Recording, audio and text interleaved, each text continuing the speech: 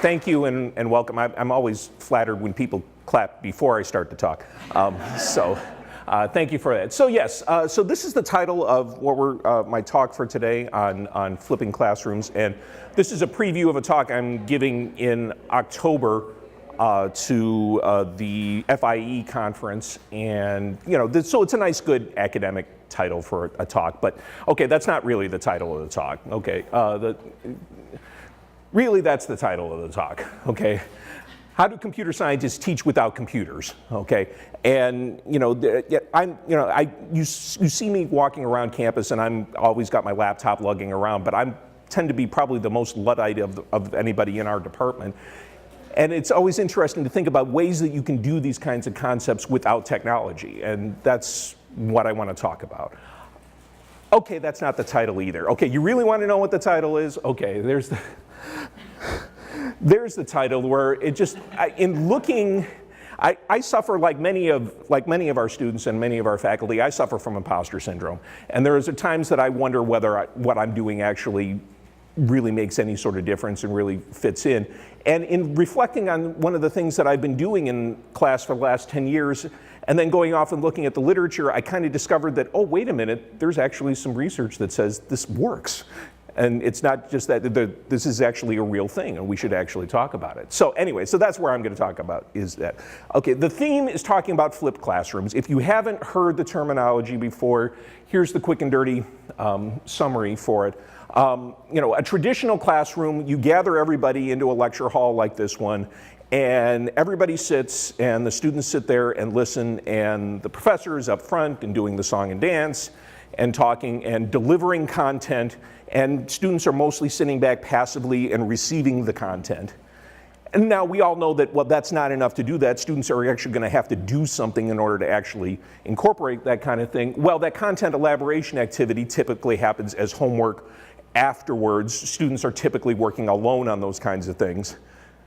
And so that's sort of the traditional classroom that we always map against. The idea of a flipped classroom is that we're going to take those two roles and we're going to interchange them. So we start with content delivery, and we do that prior to class, typically alone, often technology mediated, where students are acquiring that content by themselves in a passive environment. And then when students come to class, when we gather together, we then use that for active elaboration of that content previously received. And so you see a classroom here where it's really hard to tell which one of those people is the instructor, because everybody is up and around and doing all sorts of interesting things.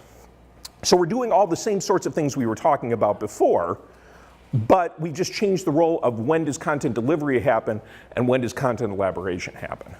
Okay. So, and oh yes, by the way, our PoEt principles show up here. The principle of active engagement, where students are brought actively into the environment, into the subject matter that they're considering here. So keep an eye out for the PoEt principles. They'll be coming up here. So brief academic history. The classic first reference that anybody ever talks about is a wonderful paper by Allison King in '93.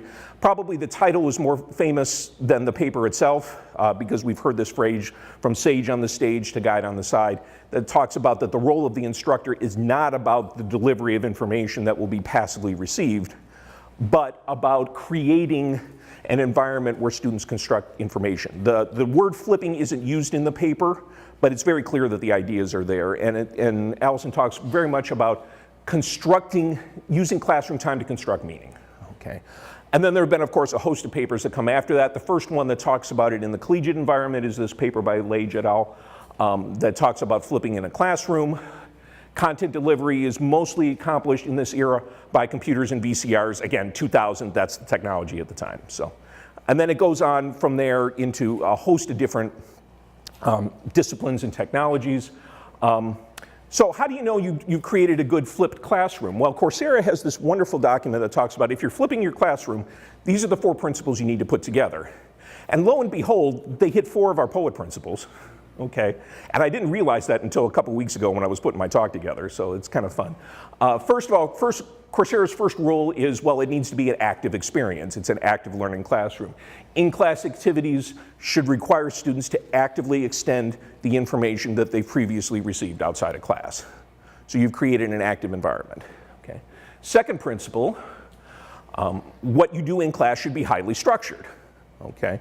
You don't wander in and say, now what do we do? Okay, students should be, have a thought-through environment so that you take that information and you elaborate it and do it, so that we've set high expectations for our students. We say, well, we've expected that you've used this, you've acquired this content, we're gonna expect you to use it and use it appropriately in order to learn the material that we're talking about. Okay.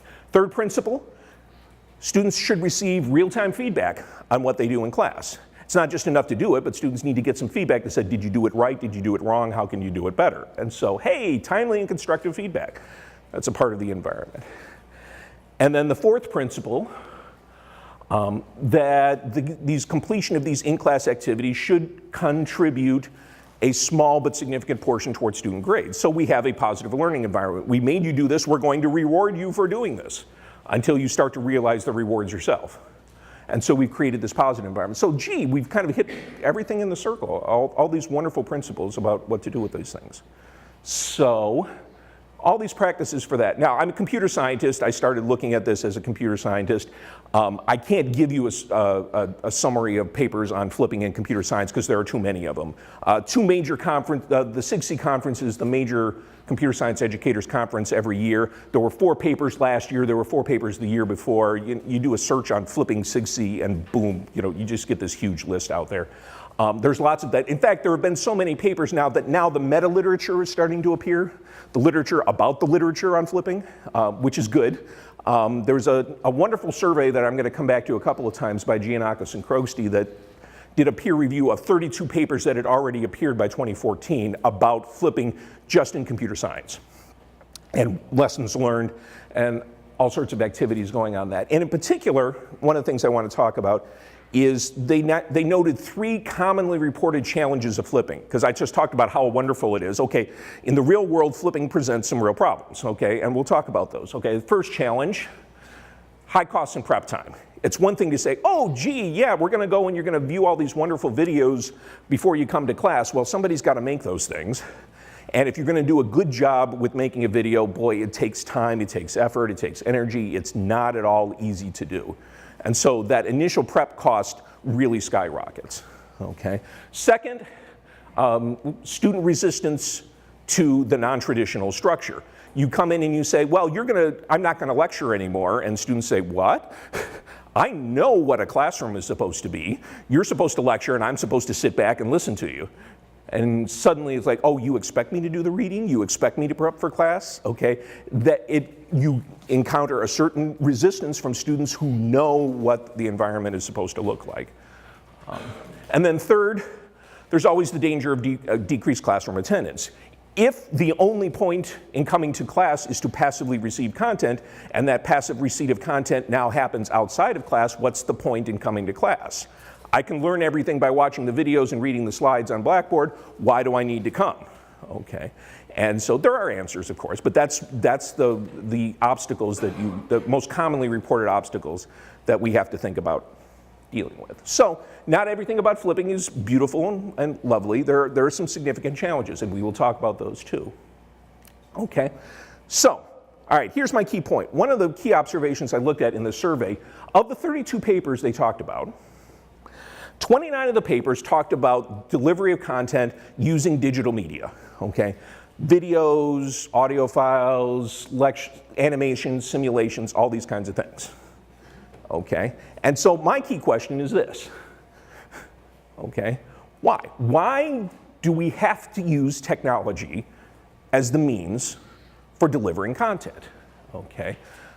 And it's so pervasive in the literature, it goes without saying. Nobody even notices it as an assumption. It's like, well, if I'm gonna flip a classroom, we're gonna do that. Well, why do you need technology to flip a classroom? Well, I can tell you why from our perspective, okay, because I was looking at CS papers on flipped classrooms, and that's because of Maslow's hammer, okay?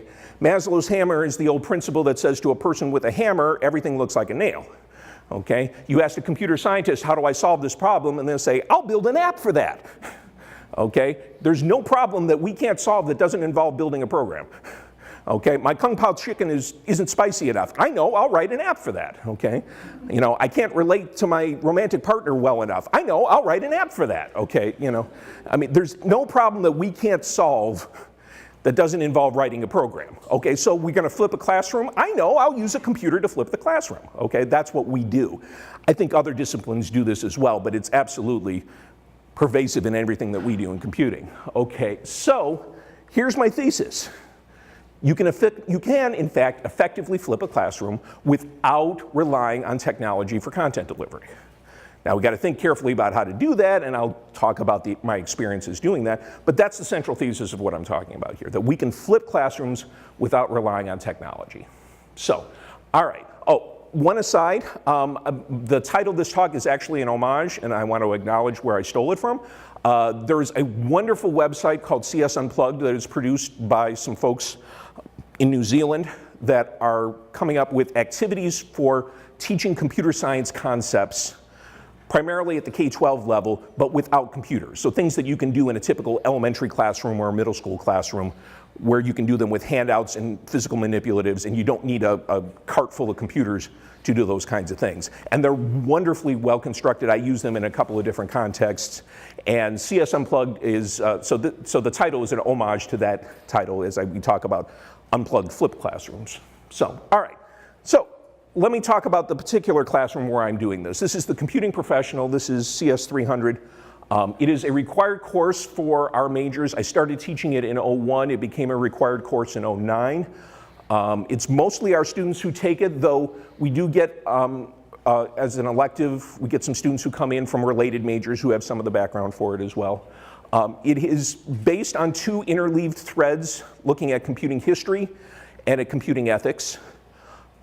Throughout the course, the prerequisites are relatively modest. Basically, we want somebody who understands what computing is from an academic discipline. So we have two low-level CS or CE courses and our written and oral course, because the major deliverables for the course are a couple of term papers and a couple of public presentations. One focused on history and one focused on ethics. So this is the course that we've been doing. It's the course I invented, so of course I love the course. But even as I developed the course, there's been some evolution in the way that I've thought about this. In particular, we started this off in 2 hours lectures, and 2-hour lectures suck.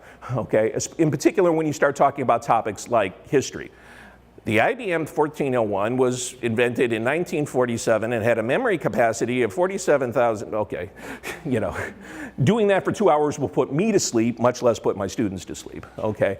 And that just doesn't really work well, okay? So on top of that, okay, 2-hour lectures at 8 a.m. are worse because the students are really asleep and so is the instructor, and so that becomes, we need something else as a different sort of model for that kind of an environment. 2 hours lectures at 8 a.m. when you're not trained in the area and you're learning along with your students absolutely suck, okay? Because you can't stand up and pretend that you're an authority, because you know you're not. I'm not trained in computing history or computing ethics. I just love the topics. And when you become a professor, for my students here, when you become a professor, you don't get to take courses anymore. You only get to teach them. So this is a course I always wanted to take, so I had to create it so that I could take it while I taught it. And so it's really hard to do content delivery authoritatively as the sage on the stage when you're not immensely confident about it yourself. Oh, and so you say, well, let's do activities. Let's do some constructive activities. They're really hard to find in some topics, okay? It's hard to come up with a constructive activity in history. Let's go and build a historical artifact. It doesn't work so much.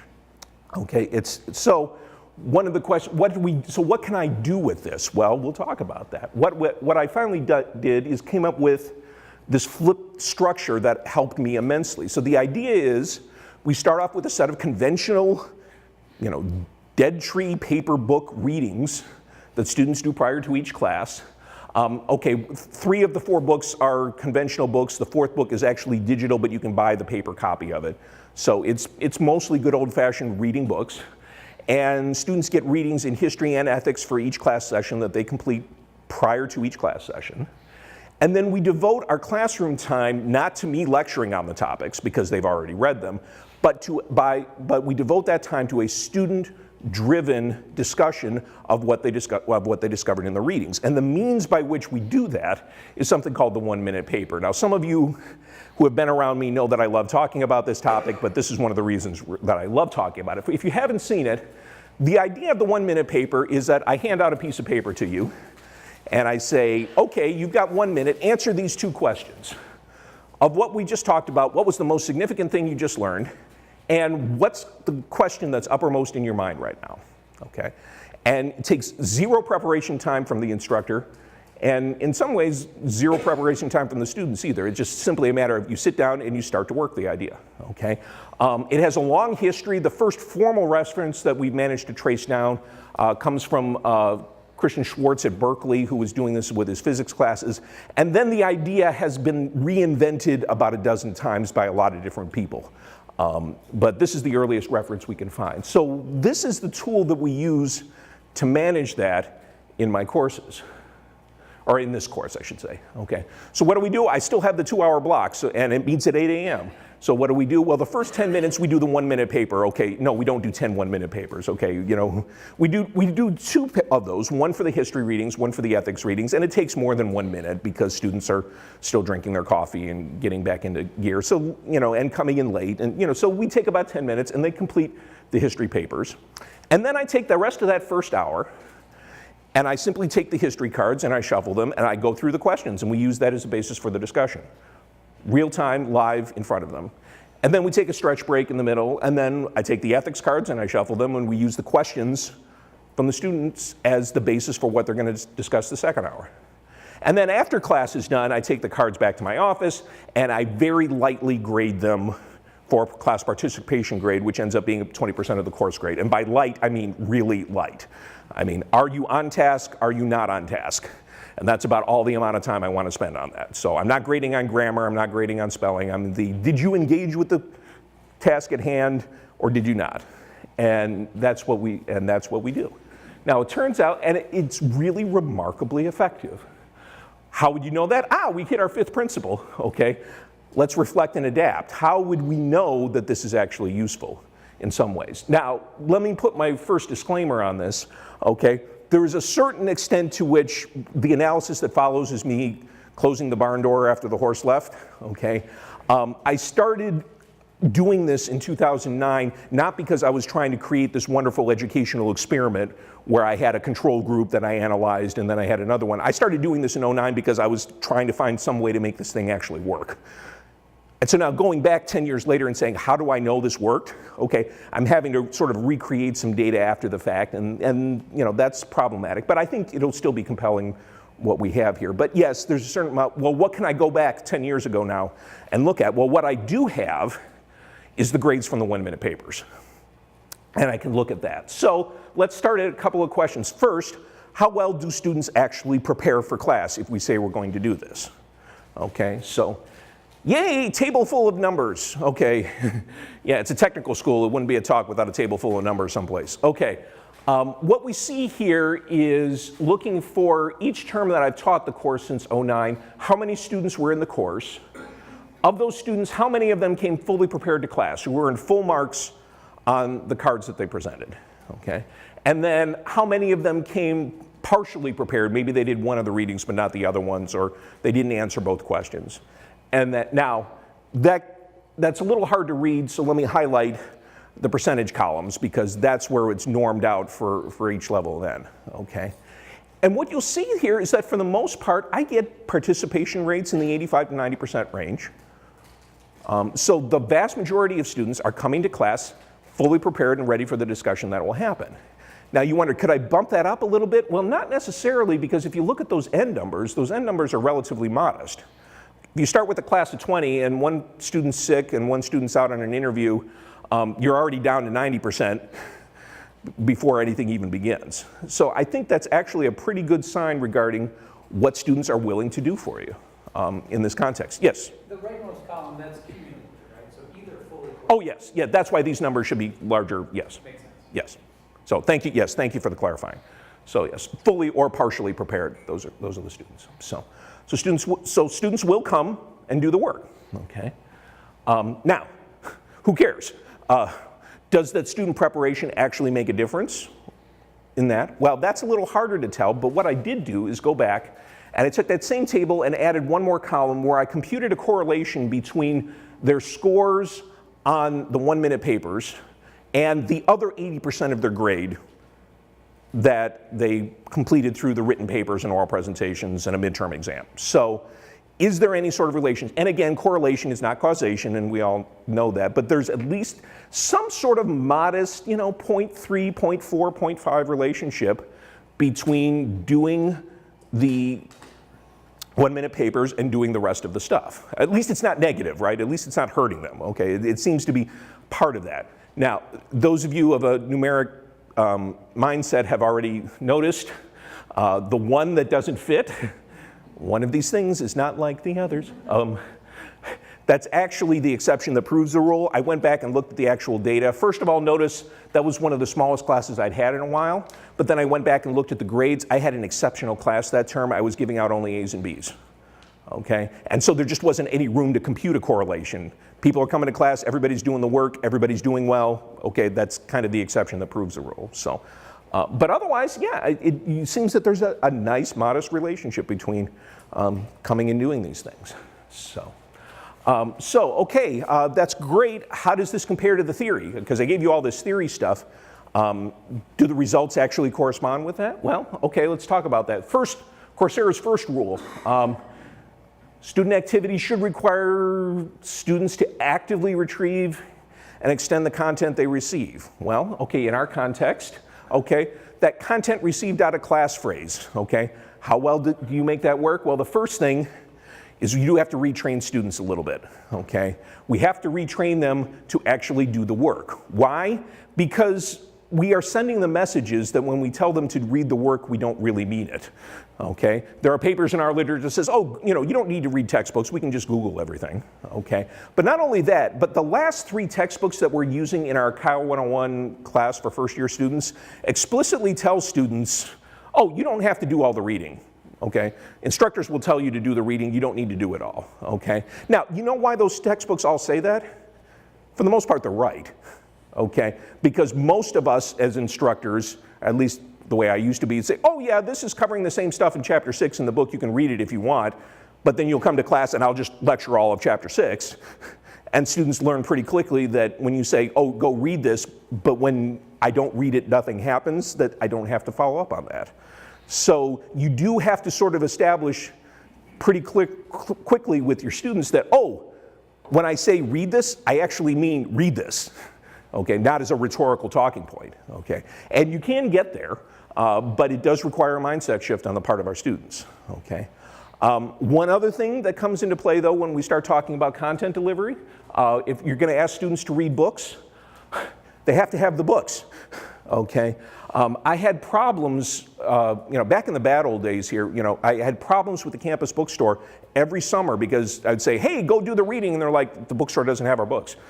So I'd go over to the bookstore and they'd say, oh yeah, they'll be on the truck tomorrow, and I'd go back tomorrow and it's like, oh, they weren't on the truck today, but they'll be on the truck tomorrow. And that really screws up your mojo when you're kind of depending on the students being able to do the readings, okay? So we fixed that problem. We eliminated the campus bookstore, and so now that won't be a problem. So students are now ordering the books on their own. So now instead of blaming the bookstore, now you blame Amazon or UPS. It's like, well, I just ordered it, but 2-day shipping, maybe they'll be here next week, And it becomes an issue, and well, you have to be careful about that. Okay, library reserves do help a little bit with that, and so I'm grateful for the support of our library that has taken the initiative to put our standard textbooks on reserve automatically, and that does help a little bit. But if you expect the students to read the stuff, they got to have the stuff, and that's one thing we have to worry about. Also, that actively retrieving content thing, okay, one of the things we discovered is that when you ask students to recall stuff, like what was the most important thing you read, that active retrieval helps them do further acts of retrieval later on. As we were talking book club plug, in the book that we've been looking at in the Kettle Book Club this term, we just had 2 sessions. We'll have a 3rd one coming up. Watch your mail for details. Wonderful set of research is just showing that having students do recall will help them do recall. If we want students to do it, have them practice it. So just doing that once is a good thing. So, all right. Other principles. In-class activities need to be highly structured. Is a discussion highly structured? Well, it can be. Structure doesn't have to be identical. Students know what's going to happen. They walk into class every day. I'm standing right at the front of the room dealing cards. And they know that that's going to be there, and they know that if they're interested in a particular area, they know they can put that question on the card, and most likely I'll end up grabbing that one as something of interest, and we'll do that. So students anticipate that that's going to happen. In fact, students anticipate the structure enough that a number of the students will go off and get their own pack of cards and go out and fill them out and bring them in pre-filled out because they know the structure is coming. So, so highly structured is there. The readings do need to be worthwhile. Okay, and that's a struggle for all of us. You know, academic textbooks, some of them are wonderful and some of them are horrible, and some of them are both, and some of them are good for references and some of them are good for teaching, and very rarely will you find one that's good for both. And so that's one of those things that we have to do, and I'm continually trying to curate and find better ones. I've kind of reached a steady state on that now, but that's something that we still have to keep an eye out for to keep those fresh up. So. Highly structured readings, okay, make sure that the readings are worth doing. Because that's frankly one of the reasons students don't do readings is like, why would I read this? So that's an element of that. Third principle, students need real-time feedback. Now the nature of the way that I do this with the 1-minute papers, I can't give them immediate 1-minute feedback on the cards themselves. It's just not logistically possible, but they do get another form of real-time feedback because they see me up front shuffling the cards and picking cards out, so they know that I'm serious about saying I'm going to do this. And so they see that it's actually a part of what's going on. And in particular, they can see which questions I'm picking out of the batch, which I end up picking most of them, but you can certainly see the informal, like, wow, he picked my question and he read it. You know, that's wonderfully affirming. That says, oh, that was a good question, that was an insightful question, and look at the fight that started after we started that question. You know, so this is all good things that come out of that. It doesn't have to be immediate right-wrong grading to those kinds of things. So that's helpful. And then completion of activities should be a small to significant part of the grades. Well, I already sort of mentioned in passing, okay, 20% works for me in the way that I grade everything else. You know, why that number? I just picked it out of a hat and it works for me. Your mileage will vary and that's fine. You know, pick a number that works for you. But it ought to be something that students say, oh, I can do this and get free points. Get free and easy points, and students will do just about anything for free and easy points. So, you know, give them some free and easy points. It works out pretty well, so. Okay, now that was all the good stuff. What about the bad stuff? Let's talk about the bad stuff. You know, remember the challenges for flipping? High initial cost, student resistance, and decreased attendance. What's been my experience with that? Well, how do you deal with high initial costs? Yay, no technology. I don't have to make videos. I don't have to make animations. I don't have to make simulations. You know, we're back to wonderful, you know, 17th century, you know, paper and parchment now is my technology, which is a well understood technology and it's rather simple to use. Now, I still have to take the effort to prepare to do the readings myself, to pick good readings, so it's not like I've completely eliminated that time, but I've taken off that additional overhead that we needed on top of that time. So, student resistance, okay? The first day of class, I talk about what we're going to do, and they sit there and they nod and they say, yeah, sure. And then the second day they come into class and I'm standing up front with the cards and they're like, huh? Like, oh yeah, that was that thing that we talked about last time. And then they get it. Because you say what you're going to do and then you do it, and the students will start to believe you when you actually do what you say you're going to do. Okay? And so you can overcome that sort of resistance pretty quickly. As you show that you're worth doing, and as you show them the value of what's going on. The rumor mill helps some with that as well. You know, we have students who talk to each other that'll say, oh yeah, when you take Huggins class, you really do have to do that thing. And that works because, you know, I'll take any communication mechanism I can get, and if students figure out that they need to do that, fantastic, that's great. And then, well, will they attend class? Well, we're back to that same slide I had before. That's pretty good attendance. for a typical class, especially 8 a.m.s with all the rest of the other kinds of things going on. So students will actually come in part because they will see that something useful and meaningful is coming out of it, and because we're bribing them with points. So you know, students have a reason to come, so they'll come. Yeah, Ron. You grade this on a sort of 3-point scale. They're either not prepared, partially prepared, or prepared. Well, it is a, so they're doing 2 one-minute papers. So there's 4 questions. And so I just give them 1 point per question. You know, is the question on task or not on task? And so that gives me 4 points per day. So 4 points per day, you know, 10 weeks, so, you know, 20 opportunities to earn 4 points. So that's all I do. And it works really well. You know, well over half the class, you know, will get perfect points on that, which is what you want, right? You want students to come to class prepared. So it's a good thing. Okay. So there it was. There's your thesis, that you can effectively flip a classroom without relying on technology. So a couple of follow-up points. Okay, one obvious question, looking at the room, you will say, okay, can you make this work in technical courses? You know, I did this with history and ethics, and you're like, well, yeah, but what about my world? So my answer is, talk to me in January, okay? I am teaching a course, an upper level course in cryptography for the first time in 12 years, which means that it's effectively a new preparation given the way that our field moves back and forth. And knowing that I was going to be giving this talk, I bit the bullet and I said, okay, and I am teaching my cryptography course using a flipped model. And the students have not rebelled yet, and it seems to be working reasonably well, and I'm getting good performance on assessments, and so I think it's working. We'll see what happens in the fall. I'm going from 11 students right now to 25 students in the fall, and that whole scale up will be a whole different question. But I think it's working, and I think it can work. I'm sure there's literature in your disciplines that you could look at for that, but if you really want to, you know, sit down, you know, buy me lunch in January and we'll talk about what we did. So I think it does map. But you know, hey, give it a shot. Okay, a few people I want to thank. First of all, thank you to all the anonymous people who made the pictures that I used. Also, thank you to the people who helped me with course development over the years. Jan Lee taught a similar course to this at Virginia Tech that I shamelessly stole from. His course actually was 3 parts. His is computing history, computing ethics, and then workplace professionalism, which we cover a lot through our co-op instruction, and so we don't really have to cover that, and so that's a wonderful thing. Ben Redekop, who used to be on our history faculty, I went to him and said, help, I want to teach history, I'm not a historian, and he helped me gain some confidence. Deborah Johnson is an applied ethicist.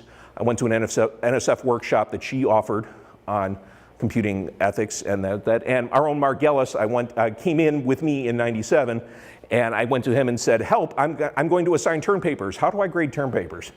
And he helped me with some of those ideas along the way. I've had a number of reviewers. I've been working on this paper for a while that have helped me. Yes, even reviewer 2 helped me with some of the things that they said, and so I'm grateful for those kinds of things. And I also do want to thank the Kettle Writing Group, who has helped me. There are 5 of us who once a week gather at an undisclosed location and turn off our phones and turn off our Wi-Fi and just write for a couple of hours. And their support and encouragement and accountability has helped me get off the schneid on some things, and I'm very, very grateful for their support. So I want to say thank you to them. So, and okay, so there's the flipped classroom. We have just a few minutes. I'd love to take your questions. Yes? You are going to apply this in January, are you not? No, I'm doing it right now. I'm doing this right now in summer and fall, so yes. Technical. Yeah. Technical course. Yes, cryptography, yes. So my question is, are you going to apply this sort of suddenly or gradually? In other words, are you going to take feedback from students before you continue? Maybe you apply this during the first couple of weeks and then ask the students how it feels. Well, I'm gonna talk with my students at the end of this term, having gone through it. I didn't give them a choice. I just said we're doing it, okay? In part because it's also been my experience that if you do it for a couple of weeks and then you say, what do you think about it? They're gonna say, we wanna go back the old way, okay? And so I'm not really gonna give them that choice, but I will go all the way to the end of the term and then I'll say, okay, we got through this, now what do you think? how did this work, what didn't work. Okay. So my point is, don't you think that it would be much more useful if you get the feedback at the end of the second week, for example? I'd have to think about what feedback you want. Okay, you know, Perry Mason once said, never ask a question if you don't want to hear the answer. And so if I say, do you like this or do you like the old version better? And if they all tell me they like the old version better and I decide to stay with this, I've now created a conflict. Or maybe a combination of these two. I mean, it's like black and white, you know. You may come up with new ideas based on your feedback. And so I have to think about what, like I said, it matters what questions you ask. And so there's certainly room for doing that, yes, absolutely. So, other questions? Yes? Could you talk a little bit about how the in-class activities you talked about relate to the course learning objectives? Because certainly in cryptography you've got a different set of objectives. Mm-hmm. Well, so the course learning objectives, you hate the word understand because we've all been told that understand is a bad word. But that's essentially what it comes down to, that they understand and they can appreciate topics, that they can do ethical analyses, that they can place events in a historical context, in a timeline. And so rehearsing the content that they had before and exploring the nuances of that lead into the objectives in that it provides the foundation for the other stuff that we'll do, because this isn't the only assessment item that we do, because they have a midterm exam and then they have 2 written papers and 2 oral presentations. So not every activity has to map to all of them, but I think it's just part of the elaboration of the content acquisition that we've been doing. Is it different in cryptography? It feels different, but it's in part because what we're doing right now, and what I'm doing right now in my cryptography class, is that I'm taking the first hour and we're just doing the card shuffle and just answering questions. And a lot of that is much more clarification of, I didn't understand this part of the Algamal encryption algorithm, can you go over that part? But then we're taking the second half and where students are doing in-class exercises where they're actually doing things similar to the homework, and then I can monitor and wander around and help with ideas like that. So that activity is, yes, it is showing up differently in my technical course than it would otherwise. So thank you for that. Yes? How do you find this works for students who perhaps have some kind of learning disabilities or who are on the spectrum or are ADD? Do you run into anything that you need to modify there or anything that you need to accommodate, or does it work well for them? I have not had any explicit conversations with students regarding whether that would work or whether that's difficult for them or not. So that might mean that it's working and they don't need an accommodation, or it might mean that they're not telling me.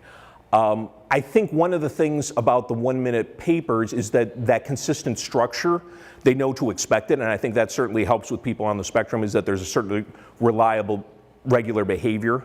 I think the fact that they're writing their questions down as opposed to saying, well, we're just going to have an open question, who wants to ask a question, where that disadvantages introverts, that disadvantages other people who might have those elements. The writing element of that, I think, may be an advantage for some students that way. I've not encountered a problem that way, but that doesn't necessarily mean there isn't one. Okay. So, okay.